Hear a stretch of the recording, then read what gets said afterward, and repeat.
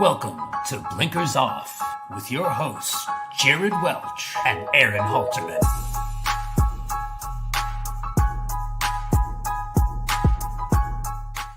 Hello. What is up, guys? I'm Jared Welch. He's Aaron Halterman. It is Thursday, February 20th, and this is Blinkers Off. What's up, dude? Yeah, what's up, guys? It's going to be a fun weekend. We've got to wait a day for the Rebel, but it is going to happen, so that'll be good. And man, this is it's heating up. You kind of texted me earlier in the week, so you kind of feel it heating up, and I would agree with you on that.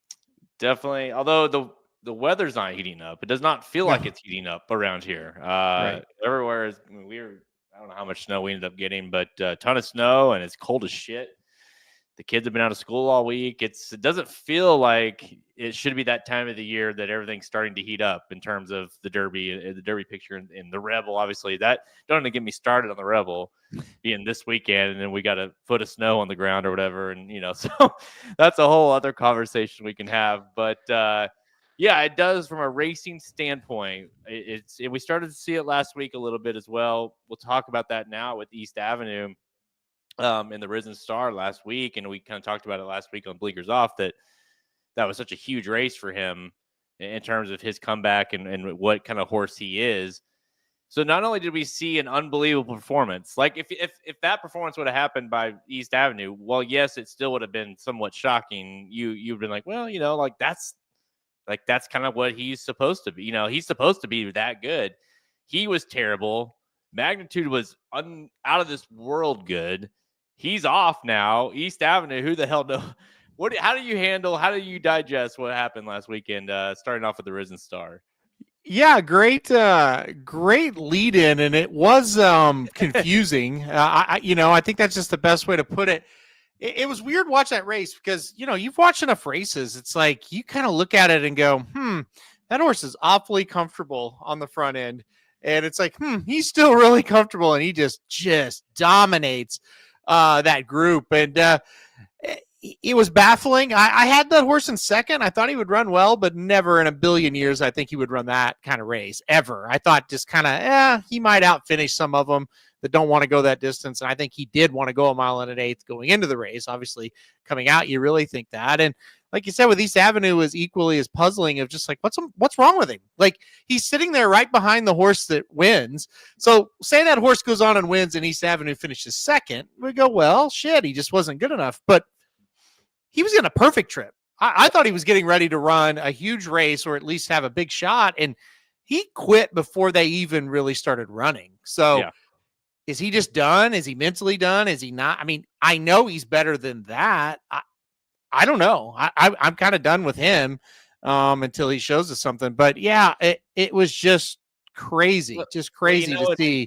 We talked about it, how it was kind of disappointing in the juvenile that, like, there was excuses there, and there's no question. But you're like, yeah, but you would love to have seen him like make an effort in the race. He doesn't win, he has trouble, this and that, and you say, okay, but I mean, he just flat out didn't.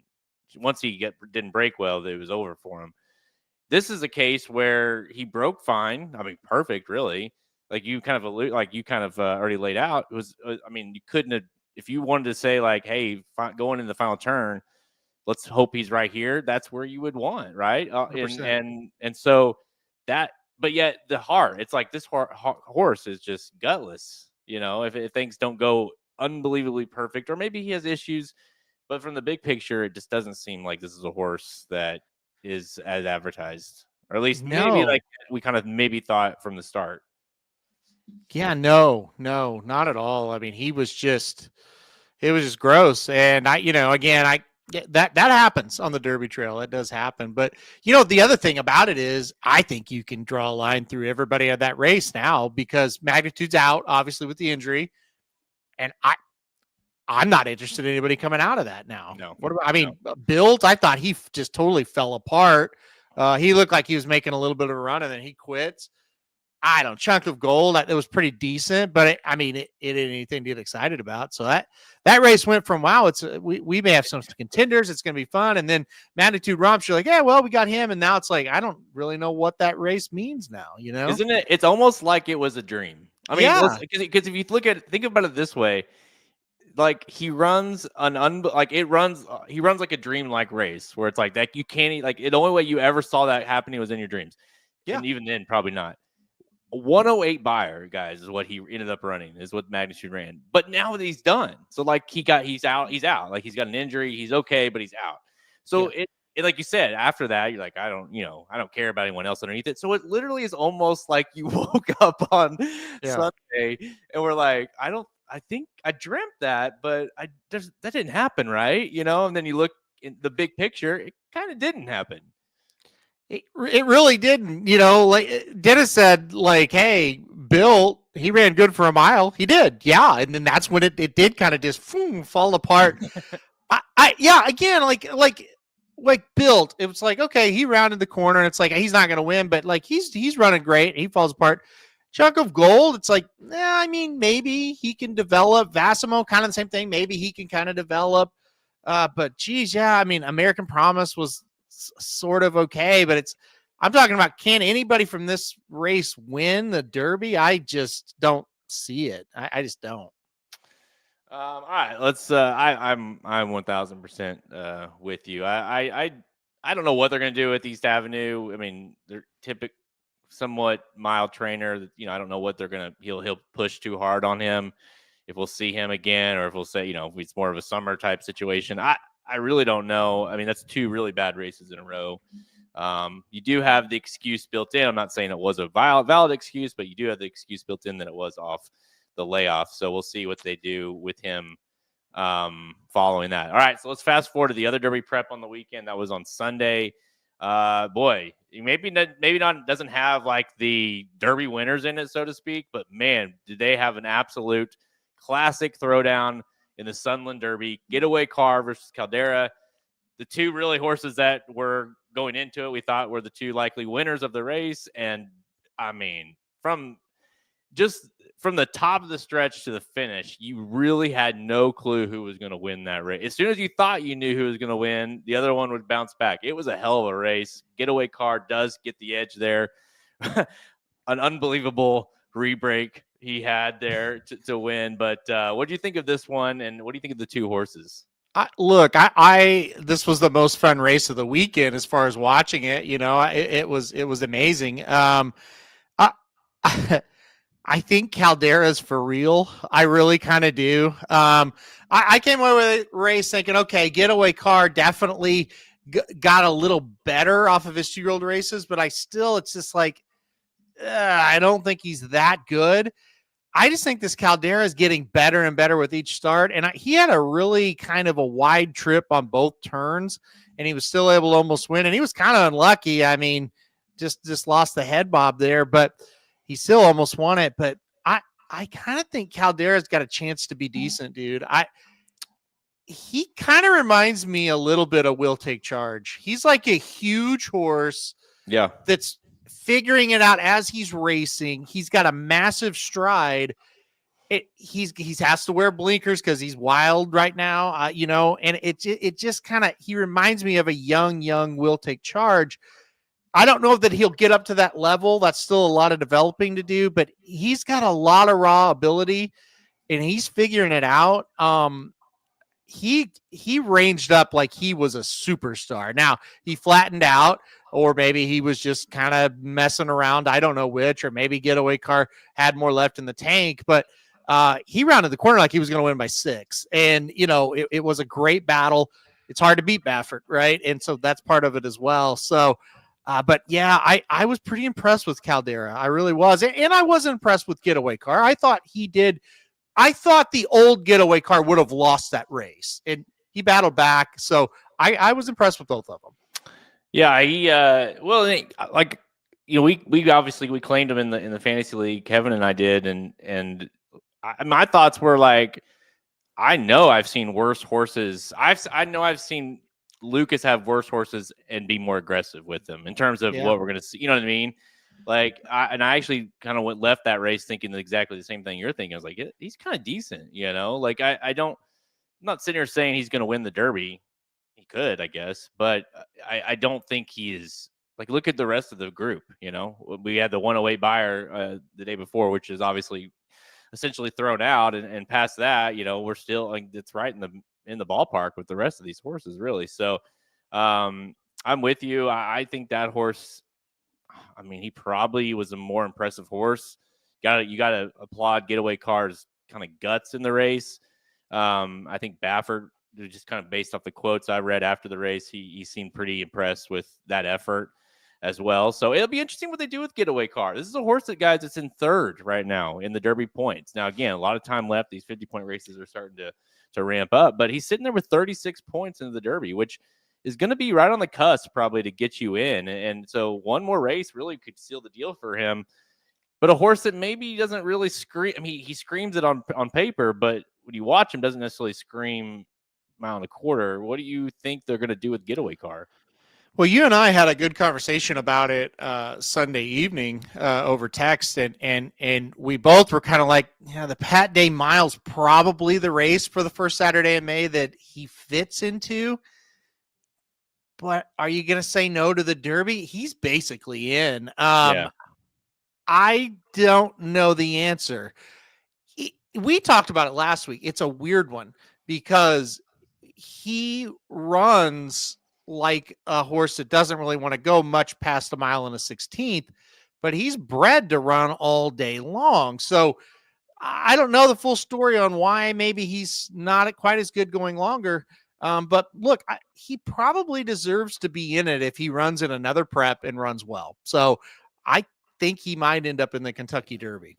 Is there any world where he's like Medina Spirit in a sense that people kind of disregarded Medina Spirit really all prep season? Like, he's good, he's not great. Like, and then he got to the Derby and kind of peaked at the right time, maybe stole the race in some regards.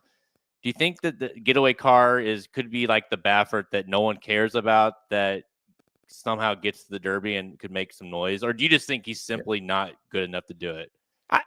I'm on the fence about that. I going into the Sunland Derby, I thought, I just don't think he's good enough to win big races of that caliber.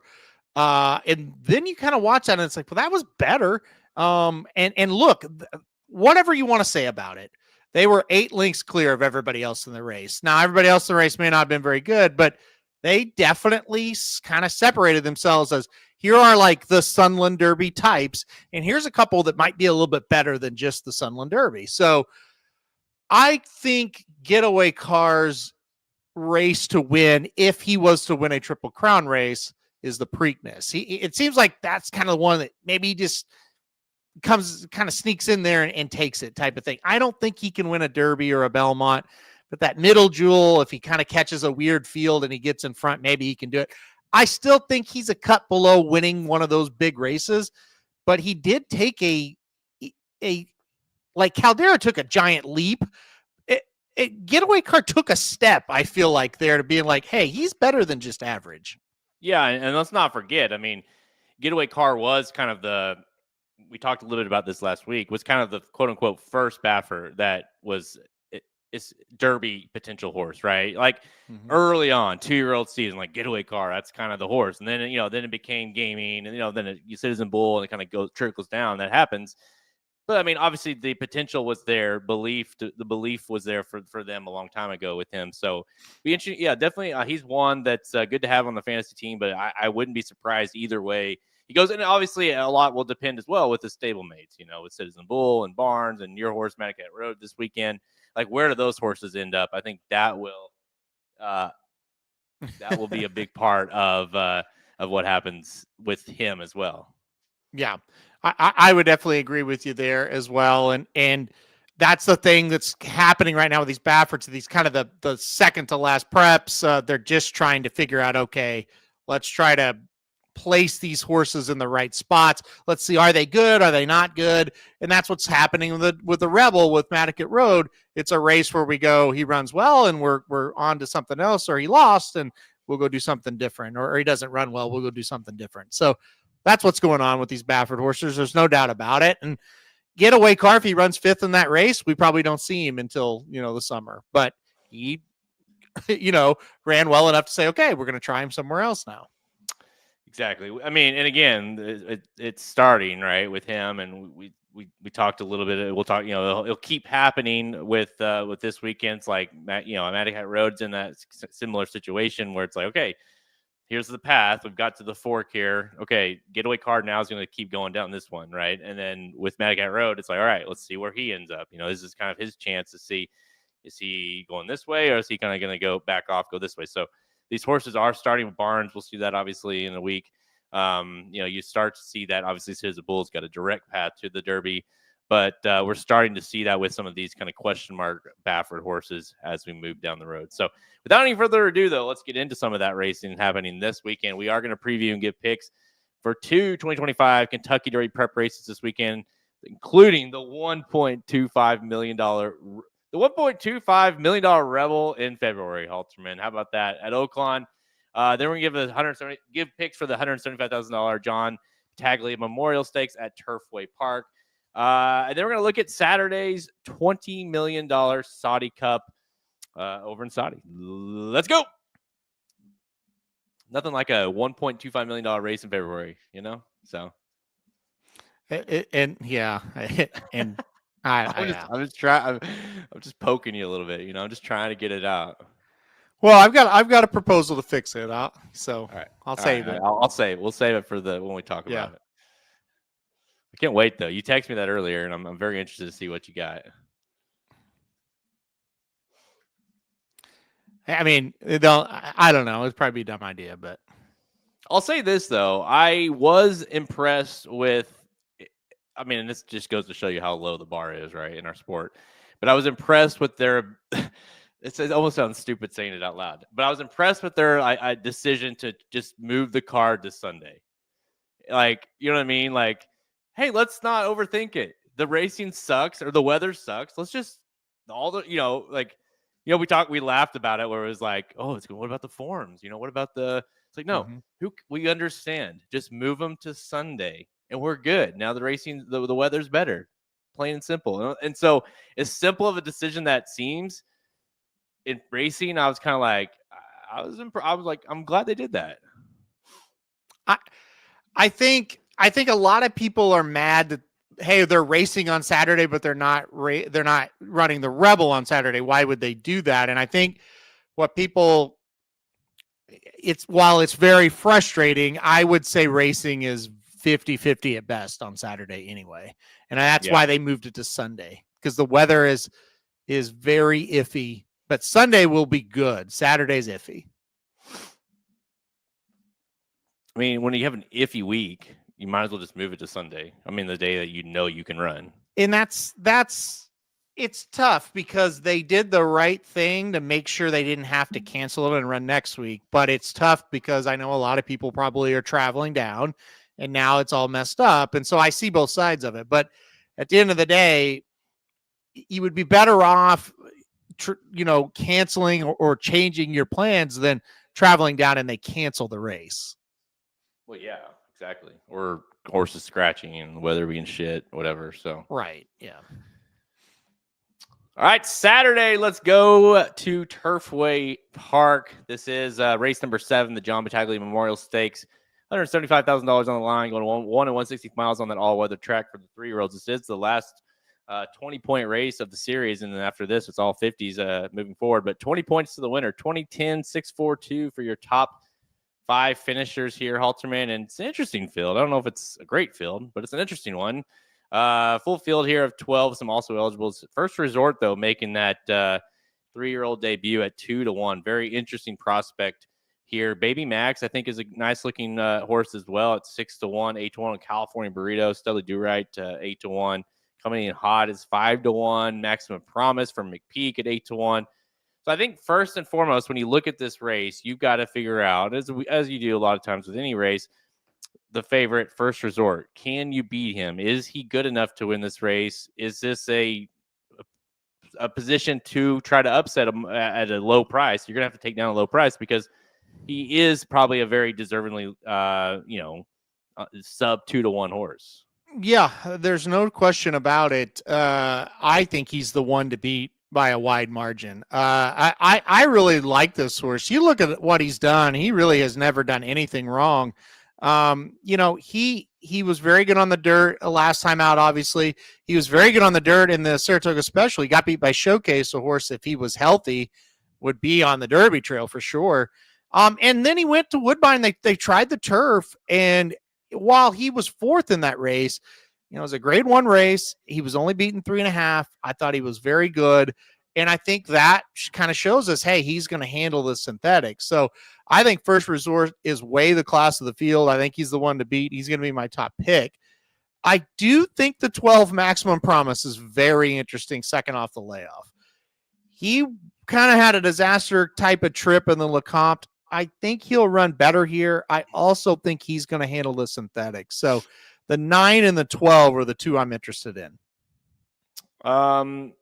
Yeah, I like, so with First Resort, it's interesting. So what do you make of the turf decision? Because that tells me, especially the fact that he's showing up here on the synthetic surface, they obviously think that the turf for that kind of is going to fit him, right? And to go from the Saratoga Special where he ran well, like you said, beaten by Showcase, to go straight to the grade 1 on the turf and then follow that up with a win in the Jockey Club, just kind of shows you how good this horse is and how good they are versatile they think he is as well. So I thought it was interesting that they showed up here in this spot after that turf race, kind of under his belt, kind of, probably pointing towards seeing if he's good enough to run in the Breeders' Cup or the Juvenile or whatever. But I thought it wasn't terrible either. New Century is a hell of a horse, and so I don't think it was an embarrassing effort by any means. I'm hesitant to play him at a super short price, although I think he should roll here. Another horse that I like in this race that I think is interesting is the 7 Baby Max. What do you think of this one? Yeah, I think Baby Max is pretty darn interesting because he beat Chunk of Gold by 2.5 lengths, who came back to run second. And like we said, it wasn't like Chunk of Gold ran an incredible race, but he was decent to, in the race in the Risen Stars. So, and Baby Max beat this horse pretty easily. I've got him in third. I thought, look, the first time on synthetic, ran okay. But the second time out on the synthetic surface, he really got his feet underneath him, and he was able to do some real running. So I like him. I am still skeptical that he is as good as like a First Resort, but I think he's in with a shot. And like I said, he has that synthetic form now that you could look at it and go, yeah, he can handle it. I think this race is pretty simple, honestly. I think it's First Resort, or if it's not him, then it's really about anybody. I mean, honestly, he is. I mean, this is, like I said, this is a grade 1, grade 2 caliber horse running a Turfway, and he should win. It's just, if he doesn't, it's because of whether it be the layoff, whether it be some sort of issues in the race, but it just feels like it's through him. So to me, he's an easy single. If you're going to bet against him, then I think you can go multiple positions. Wouldn't you say? Yep. Yeah, I think you're right there. You can look at the 4 calling card and think that horse has a little bit of a shot. You talked about Baby Max. Maximum Promise is 8-1 as well. So yeah, there's a lot of horses. California Burrito, the 5 at 8-1 makes a little bit of sense too. So yeah, I mean it is a situation where First Resort is just classier. He kind of stands out, but if he isn't ready, if he doesn't handle it, the door is wide open for somebody to go take it. Anyone else in this race that you had some interest in? I mean, obviously it's a hell of a race if you are against playing in, plain and simple. And I understand why you would be, just from a price standpoint. A lot of prices in here though. So is there anyone that you were particularly interested, or at least underneath, besides that 7? Yeah, I wanted to talk about the number 4 calling card for just a second. I do think that's an interesting horse getting on the synthetic for the first time. He ran a couple of races on the turf up at the NYRA circuit, and it was okay. Coming out of a tougher race, the Lecomte last time out, maybe getting back on the surface helps. Mike Maker on his side, that's good as well. I thought the 4 calling card was another one at kind of a price that I thought that's an interesting horse. Yeah, I think so too. You know, they obviously did not go well in the Lecomte, but you know, wasn't terrible before that. You know, has a lot of nice. Like, look at the race prior in the allowance race. Who was in that race? That was Sandman. Sandman is the favorite of the Rebel. We'll talk about here in a second. So he's been in some tougher races certainly than seemingly what this race is. Assuming First Resort isn't going to make it. Do you think? Okay, so let's ask you this: now that we're starting to shake things out, this is another Godolphin horse. We've seen a few here starting to kind of make these starts on the Derby Trail. If he comes back like you expect, I mean, is it kind of the ceiling pretty high? Like, where do you think is he going to stay on the synthetics kind of path to the Derby, or do you think it's bigger and better things? And on top of that, do you think he is like a legit contender? Yeah, if he wins here, I think he's definitely a legit contender because he also has that win at Churchill Downs as well. And so you got that in your pocket. That's good as well. Yeah, you know, it's interesting. We've seen horses run well here and then go to the Jeff Ruby, which makes sense, the next and the final local prep here. But you also have seen horses run here in the Battaglia and then go to the Bluegrass. So that is another option as well. So I think he stays in Kentucky one way or another. No matter what he does, let's say if he wins here and then runs well enough in either one of those races, let's say he wins here and then finishes, you know, first, second, third in the Bluegrass or the Jeff Ruby. I think you have to take him serious because I think he's got a lot of talent. And I think that win at Churchill Downs shows you he can handle that surface. And not only did he win at Churchill, it was easy, very easy win. Yeah. He really, really raced. His best race was that one. So if he gets there and he's in form and he's running well, I think he's serious. Yeah, I really like that path of here, Keeneland, Churchill. Like, I think that's a really solid plan for him. So, yeah, big time horse, guys. So don't take this race lightly. Even if you're not looking at betting, watch it because I think this horse could be something interesting as we head down the path here. So let's head on to. We'll take a break from the Derby talk. We'll get back to the Rebel here because the Rebel is, of course, moved to Sunday. But we'll head overseas to Saudi. This is race number 9. It's the only race we're going to talk about, but it's a hell of a card, of course, as it is every year. Lots of money on the line for the Saudi Cup, race number 9, for $20 million. That's right, $20 million on the line for 3-year-olds and up, 1 mile and 8. And we got a huge field, as always. Forever Young, though, shows up here as your favorite. But, you know, Romantic Warrior is super interesting. He's trying the dirt, a dominant turf horse, but trying here. What do you think between these two? Of course, you got the likes of Defunded and, of course, not with Baffert anymore. But Rattle and Roll is kind of come on a little bit as of late. Was good overseas in his last start. What do you think of this one? Yeah, it's a really good international field. There's a good group. Let me ask you though, and now it's tough for me. So, like, I'm not on Twitter or any, and I'm not on I deleted the Discord, so I don't like the only quote unquote buzz I get about racing is from people that just text me. Right? Yeah. I haven't heard from one person about this race. No text, nothing. It doesn't feel. It feels like it's just kind of there. Like this does not feel like anybody's excited really. There's no way this would be a $20 million race if it wasn't in Saudi and the money was just free money basically. So because it's not really. It's no one cares. I mean, honestly, you almost forget about it. You know, you don't have it doesn't. Yeah, you know, whatever they can always try to replace or whatever with Dubai, but it does not have the back like bone of that race of this, you know, for a year. It just doesn't. Yeah, like I've got text about talking about Sunland Derby and the Risen Star and the Rebel coming up and even the Battaglia, and I just haven't heard a lot about this race. Look, I think it's Ushba Tesoro or Forever Young. I think it's one of those two. You know, that Romantic Warrior is a very nice horse, but I'm not sure about this spot. We'll see. All turf races, very good horse. I don't really know why the horse isn't on the turf. Maybe, you know, he takes to it, but I don't really want to trust that.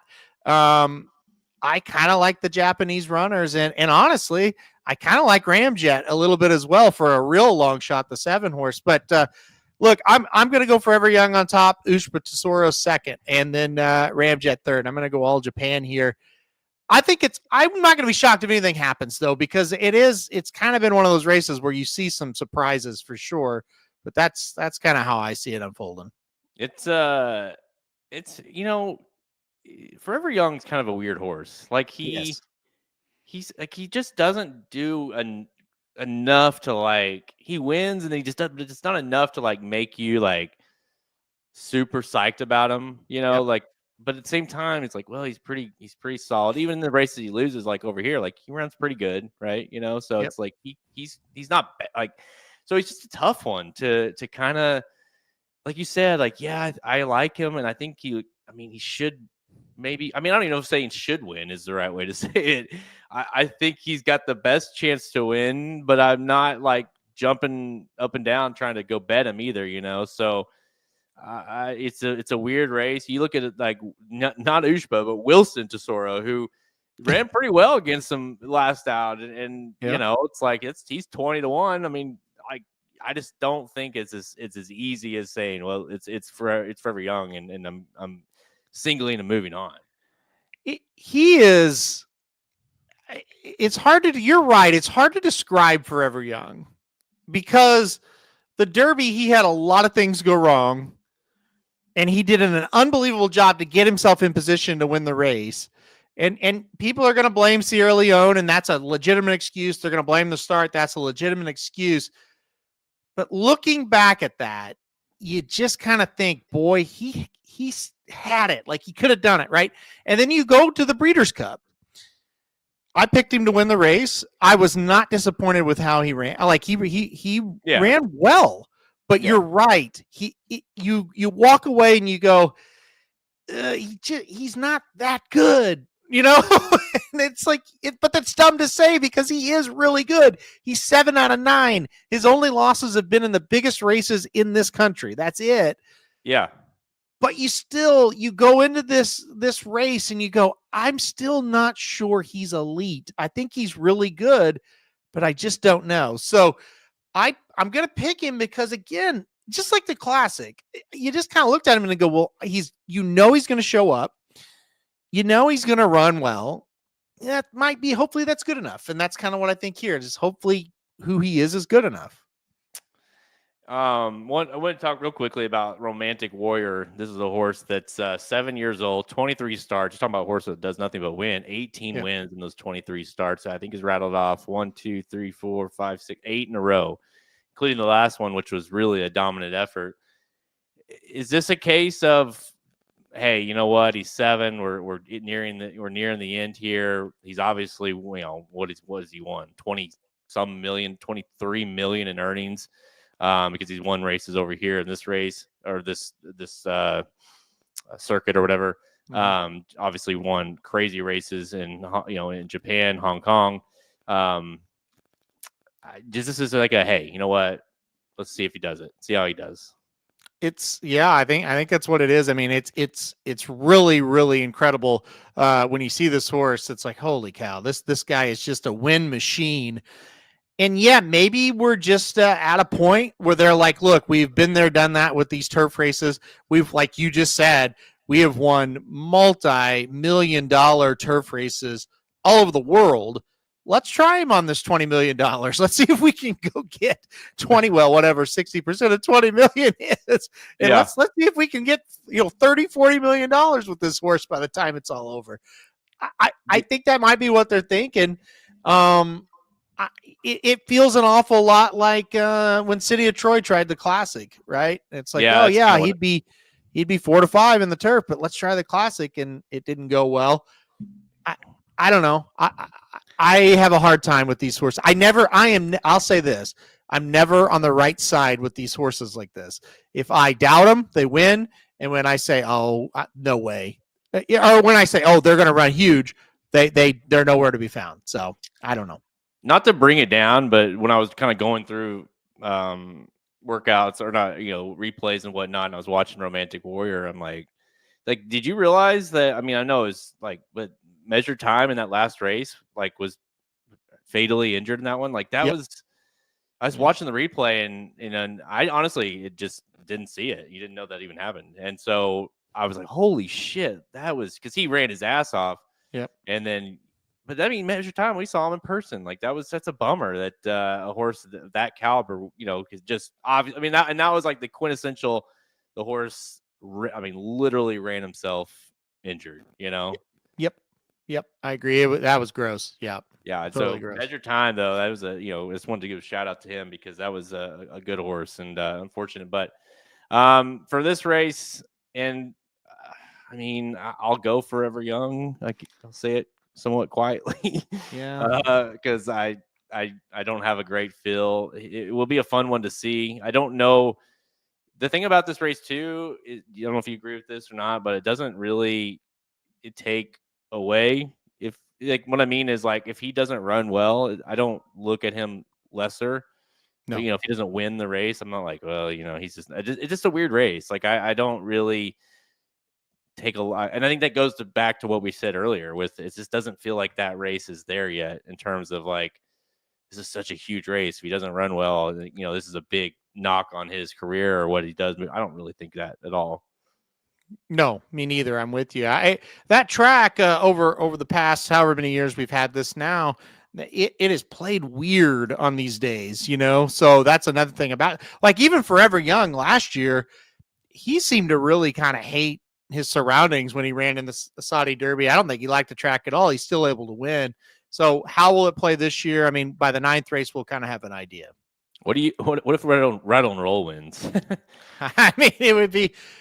I mean, Senor Buscador won this last year, right? So that is Rattle and Roll fits. Seriously, like when you look at it, you look at the form too, and like not to say you could see it coming, but you're like, yeah, he is running way better than he has in a while. All right, yeah, 2 straight wins. I know. Expect it one over there on the track, and so you're like, if he does, you're like, oh shit, he did it again. So, all right. Let's move on, guys, now to Sunday. So Sunday racing, the Oaklawn card, the Saturday Oaklawn card, the Rebel card moved to Sunday. So the exact card just shifted over to Sunday, which is already changed over on Equibase. So another prop for that. But we're looking Sunday, February 23rd. This is race 11, the Rebel Stakes, grade 2, worth $1.25 million, going 1/16 miles. And again, 50 points to the winner, 50, 25, 15, 10, 5. For your top 5 finishers. And this is such a big race for some of these horses. Yeah, we're almost done, buddy. It's such a big race because you've got a horse like Mad Cat Road, who I have highlighted there for coming in for Bob Baffert, who really needs to show what he is in this race. Not even the favorite, though. You've got Sandman, who really has been very, very good in all of his starts. Sandman, the 3-horse at 4-1. And Bullard at 5-1, Speed King 6-1. Are you kind of running back to Southwest, or do you think this horse can come in and take it? Yeah, this is just a race that is just a mess on paper. You just don't know. That's the problem with all these horses. They're on the verge of becoming like legit contenders for the Derby. And they're one race away from being like, maybe they're not. And so this is a huge proving ground. I mean, this is really all 3 races we're talking about are must-watch races this weekend. And this one maybe more so than any because we're going to be able to eliminate some horses after this race, I think. And we're going to be able to kind of have that definite, hey, no, this one's a real contender. Like Cold Battle, Speed King. They're right there. They're contenders for sure. But if they can win here, it's like they're a big contender. Sandman, same type of thing.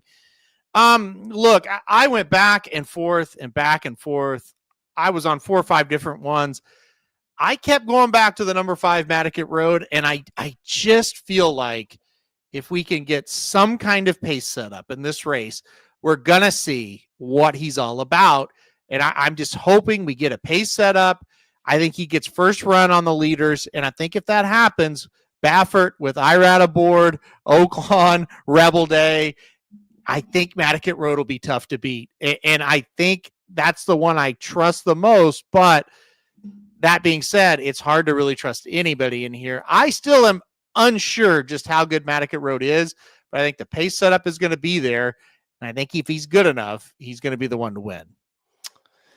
Yeah, I mean, it's does it? I don't know. Does it?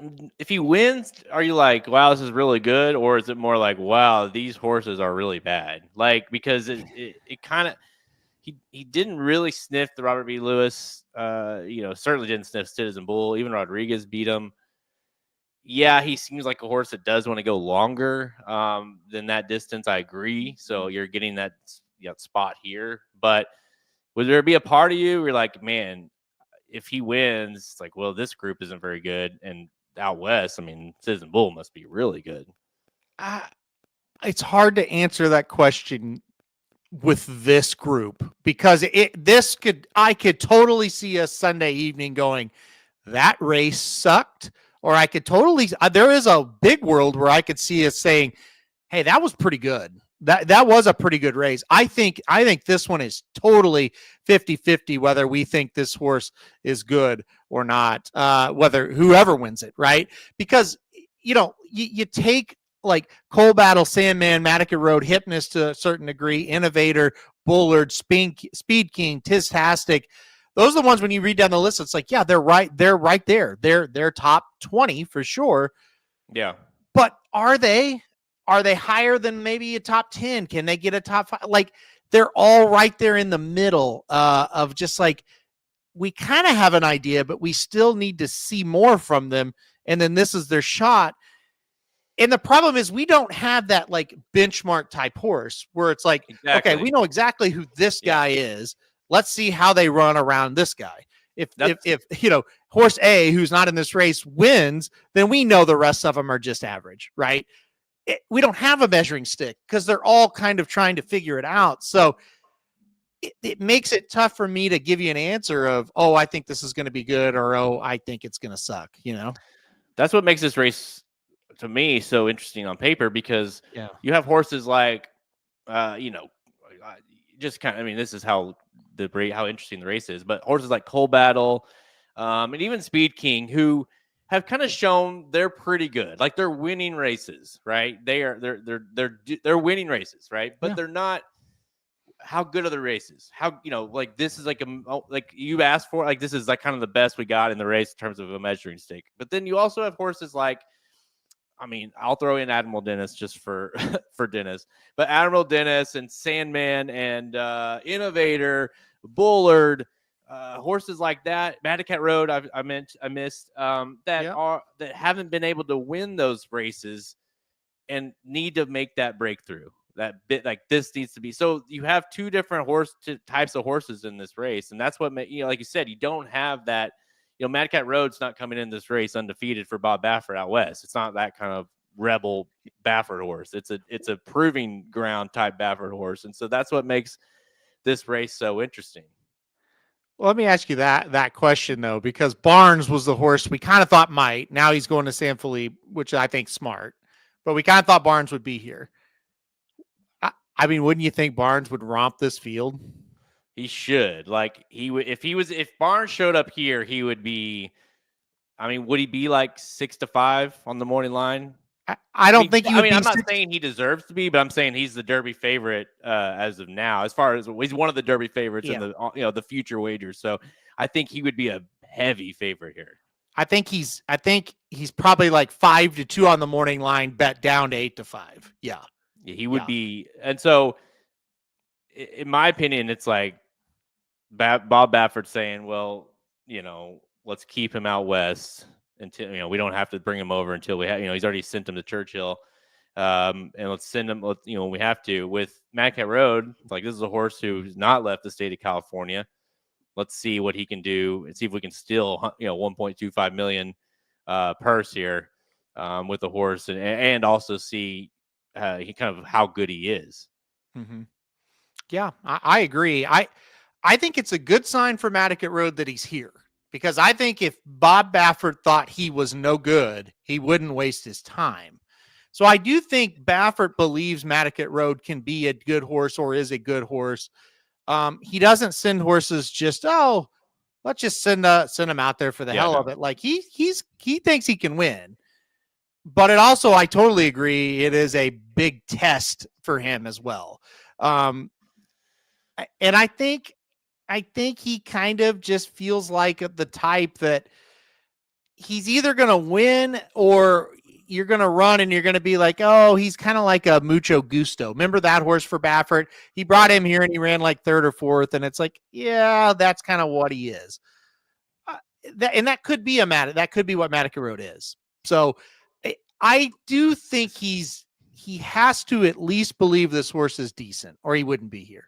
This is a big race for him, though. This Huge. is a huge race for him Yep. because if he doesn't run well, even if he doesn't win, I mean, honestly, like who knows where you see him next? You know, this is a huge race because again, like we said, we're starting to see like getaway car might start getting those spots that Mad Cat Road would go to. You know what I mean? Like that's kind of the chess pieces being moved. So if he doesn't run well, then it's like next one up kind of thing. And then so it is a huge race for him. I think we'll start to see it shake out more. I wouldn't be surprised if Barnes shows up for the Arkansas Derby and Citizen Bull stays out there. I did think it was interesting that Mad Cat Road was here versus Rodriguez. I kind of thought Rodriguez might come out here. So, you were even mentioning, I think, was it on the show or in the group text? I don't remember, but you're like, where the hell is this horse? I haven't seen him work at all. And then it's like, boom, Rebel, Yeah. Yeah. So I was shocked to see him here because my assumption when I heard that Barnes was going San Felipe, I thought, well, Rodriguez is going to the Rebel. And look, I'm glad that Mad Cat Road is here. And again, I gotta think that's a decent enough sign that he's a decent horse. You would think. We haven't really mentioned a lot of Sandman here. I like Sandman. Sandman, if you're in the Southwest, just unbelievably bad trip. Didn't come out of the gate at all. Just almost fell over really, and was wide. And really anything you'd like to write on paper as far as what you don't want to happen happened. And horse runs up and gets second, and really ran really well to finish second to Speed King. I like him quite a bit here. He is going to be my top pick. This is a huge horse as far as the kind of the what they thought this horse would be. A big time purchase horse, tap it, out of a distorted humor mare. The ability seems to be there. It just you never know with Cassie and stuff when these horses kind of hit that they hit that huge peak. But that last race I thought was kind of like, okay, this horse has got a lot of talent. One is a favorite at Oaklawn Park, then run that race at Oaklawn Park. So I expect him to run well here, assuming he gets the hell out of the gate. My only worry, I agree with everything you said. Does he kind of make his own problems sometimes? He doesn't break very well. And is he one of those tappets that's just kind of screwy and they can't get it right? That's the only problem I have with him. He has a lot of talent. And I think that was put on full display last time. And I think it's been put on full display a couple times where he's broke slow and still made up ground. Is it going to be a situation where he always has left himself too much to do? That's my biggest question mark with him. If he gets out of the gate, if he gets a decent spot, they round the corner and he has had a pretty clean trip, I think everybody in the race should be very worried. Can he do it? That's the question. You know what? I'm just realizing. You know what my toxic trait? Multiple toxic traits. But you know what my main toxic trait is liking tappet horses too much. Because it's like you always have an excuse for them. It's always like, oh man, the way he finished that race. My gosh, this horse. If he just get, if he could do this, if he could do that, or imagine what he'll be like next start or as a 4-year-old. You chase him, and Sandman definitely seems like, and also, by the way, you get burned by him too, because then they do have that race that you were off of them because the ability's there, right? With a lot of these habits, the ability is there. It's just they can get out of their own way. All right, I'm gonna make a case for the so you have Bullard at 5-1, and you've got Mad Cat Road at 9-2, essentially kind of interchangeable on at least on the morning line.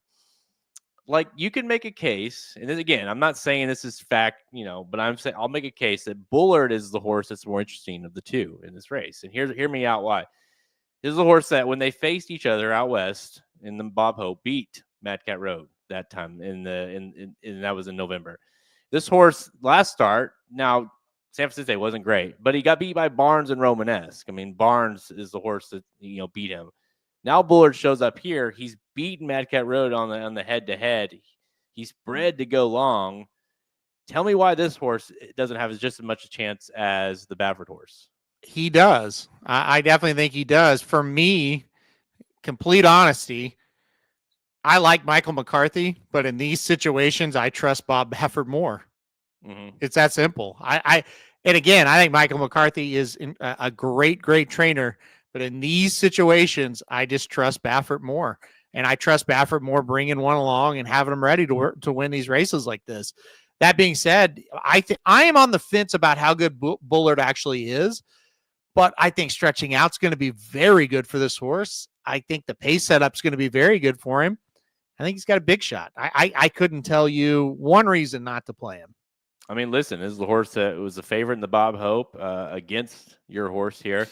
And then damn near tried to be the favorite against Barnes in that race that day. I mean, it went off barely, not the favorite, but still the betting was close. And so obviously there's something there. At least there's hype to be had with him. And then the fact they keep showing up in these big races tells you that it might be one of these times that it happens. So I'm with you. If I'm picking between the two, I trust Baffert more.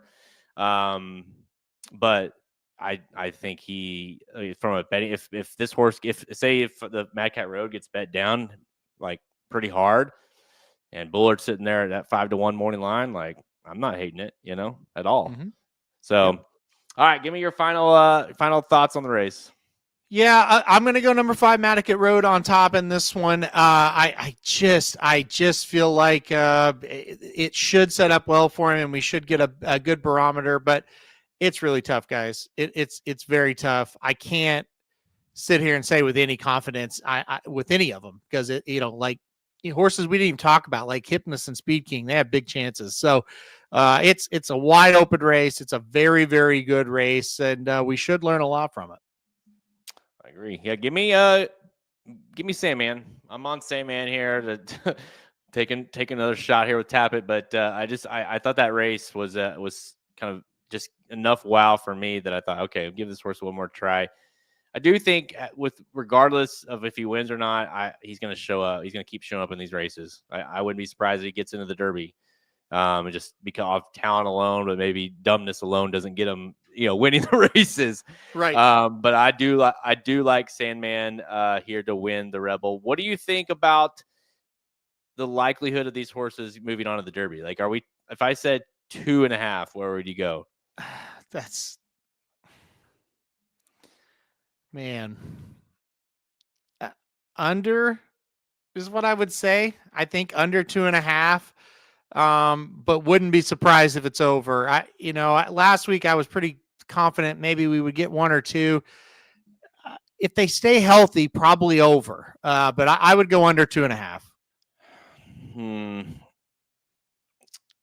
Yeah, I think that's a tough one. That's a good line. I'd go under barely. I just don't like. I think it's very doable. It could be over.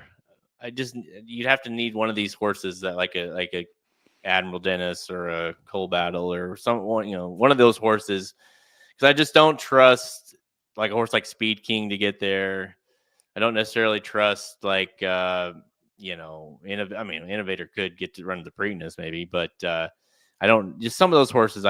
Even Bullard, I don't fully trust running in the Kentucky Derby, even though I made a case for why he should be, playable at that price. But I'd go under, barely under. Yeah. So, all right, you're on the 5. I've got the let's see what number 3, Sandman to win the Rebel. Guys, before we go, remember, go get the betting Bible. It is available right now at racingdudes.com. The betting Bible is the final version is out. Well, other than updates that happen after scratches, is out there. The full version, my picks, Halterman's picks. We did that last week, and the OG is back. The Risen Star one was awesome.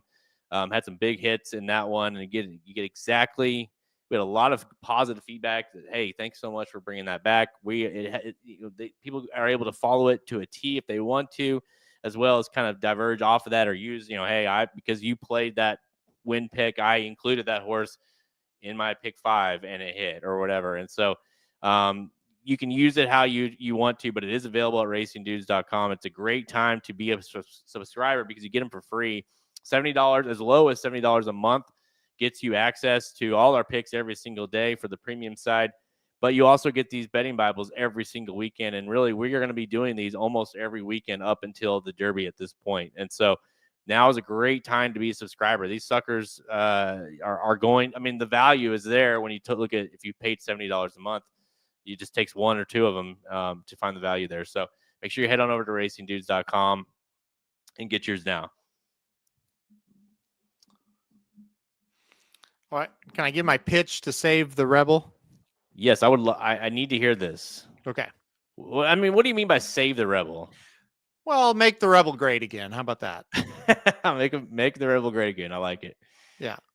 All right, what you got? What is it? Well, okay. So Oaklawn, when they went to the longer schedule where they open in December now, they changed all the Kentucky Derby prep races. They changed the schedule, right? And it now falls in February, and that's just not the Rebel. So one, it breaks tradition at Oaklawn, and that's tradition does mean something at Oaklawn. So that's not great. But the bigger problem is what we're seeing this weekend, and you know it, and we've talked about it. Oaklawn is good in December. They're good in January, March, April. They're good. They always get bad weather in February. Yeah. Every time it's February. So people are like, why do they open so early? Well, because they can run December, January without a lot of trouble. February sucks for them. And the Rebel has been affected, whether it be terrible weather, but they are able to run, or this weekend where they have to move it. Here's my proposal. So Oaklawn spaces the races out to where a horse can theoretically run in all four of the preps. But that's just not reality anymore. Guys don't do that anymore. Just move the Rebel back to its regular date. I think that's the answer, because I don't think, yes, they have it spaced now where people can run in the Rebel and then go to the Arkansas Derby. I don't think that's as important as it used to be. Run the Rebel March 15th. I bet you would be just fine. And still run the Arkansas Derby the same date? Nope. Yeah, run the Arkansas Derby 2 weeks later. Yep. I mean, I don't know. I mean, there's a few horses that run in. How many? I mean, I wonder what the number is of how many horses run on average every year in the Rebel and the Arkansas Derby. I'm sure there's a few, every year, obviously, but so here's the deal. This is why I say it. The Southwest is $1 million race now. You get the Rebels 1.25. I don't know what they raised the Arkansas Derby to. I think it's 1.5. So you got 3 opportunities to run for $1 million, right? I would also move the Southwest back to President's Day. Mm-hmm. And then move the Rebel to St. Patrick's weekend, and then run the Arkansas Derby 2 weeks later, and just call it. This is our Derby Madness season. You got 3 races here; they're all $1 million plus. You can try to run in 2 out of 3 of them the best you can. We're not, but we gotta run our races in spots that make sense. I just think I think that's what they should do. I don't think they should worry about a series, because I just don't think that's reality anymore for most of these new age trainers. They're just picking and choosing their spots. Oh, we ran in the Southwest. Well, we can't run in the Rebel. We'll go to the Arkansas Derby now. So I just feel like that's where we're at right now. So I would run the Smarty Jones on the first weekend of the year. I think that's fine. And then I'd go Southwest middle of February, Rebel middle of March, and then Arkansas Derby last weekend in March / first weekend in April, wherever it falls. That's what I would do. I mean, shit, you could, if you're going to do that, if we're moving things, you might as well move the Arkansas Derby one more week back, because you still have that following weekend is the Wood, the Bluegrass, Stanley Derby. So, I mean, they're running those prep races. So if you wanted to move it that way, you're spacing it 3 weeks, and maybe it's not totally ideal. I don't think it would limit somebody from going from Rebel to Arkansas like 2 weeks would. So if you're going to move it, because on the 29th, you also have the Florida Derby. So you still have prep action that weekend. Listen, I still every time President's Day rolls around, I think of Southwest. And then the Rebel, I'm always thinking about 2 things, and that's St. Patrick's Day and the Bluegrass. or I mean the Bluegrass, St. Patrick's Day, and March Madness. And I'm just thinking like, and so and now it's like it doesn't like I don't even make sense that the Rebels is now. I don't even care about the Rebels. I mean, I do care about it, but you know what I mean. Like it just doesn't feel the same. Having it mid-March, and down there in March, mid-March, the weather is 90% of the time very nice. Yep. And shit, more times than I can count if we've been down there this time of the year and had, whether it be cold, it snowed, we can't, it's canceled, whatever it is, ice, rain, you name it. It's not a great time to be down there. So have a race like that, the Rebel. I'm on board. I just think it makes sense. And what you said would be fine. Move it, and that's fine. You're competing with more, but you're competing with the Florida Derby right now, where the Arkansas Derby is. So yeah, move it and do that. That's okay as well. But I just feel like they tried to do the right thing to space everything out, so you give the horsemen opportunity to run on all of them, and that's a good thing. But that's less of a trend. And I just think, look, you're right. Like I went to the Rebel last year. I'm not saying I didn't have fun. I had fun, but it's like, this ain't it. I don't know what it is. It's just like, I don't like this. Well, I never knew like there was a complaint with the Arkansas Derby being too close to the Derby, yeah. I mean, we've seen so many horses come out of the Arkansas Derby and either win the Derby or run very well in the Derby. So I don't know why it was like an issue that, hey, they need more time between the Arkansas Derby and the Kentucky Derby. I didn't ever think of it that way. It became a problem. They drew like 6 horses one year, and I think that was when they were like, and I think that may have been the year after COVID. I don't remember what happened, but anyway, the years run together. But yeah, it became a problem because they were running it the same weekend as the Lexington, and that was kind of, I think if they just move it back one week instead of 2, I think it would help. But I don't know. Listen, that's what I would do. I just, when I think Oaklawn, when I think of big time horse races at Oaklawn Park, I think of March and April. I do not think of February. Just don't. And I never will. 50 years from now, I will still never think highly of the Rebel if it's in February. And that's a me problem. I admit that, but it's still, I don't like it.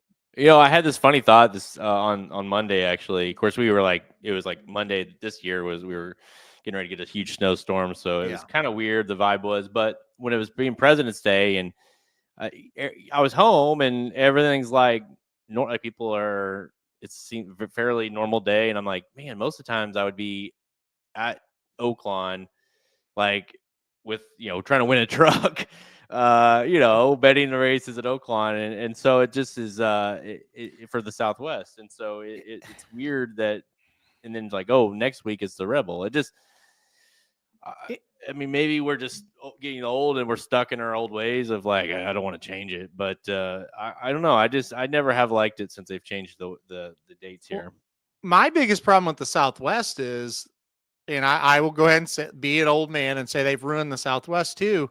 They run it on the same day as the Pegasus. Yeah. Why do you do that? That day is actually a day where people really kind of just love to play Gulfstream. And I know people are playing Oaklawn, but like that Southwest was a great card.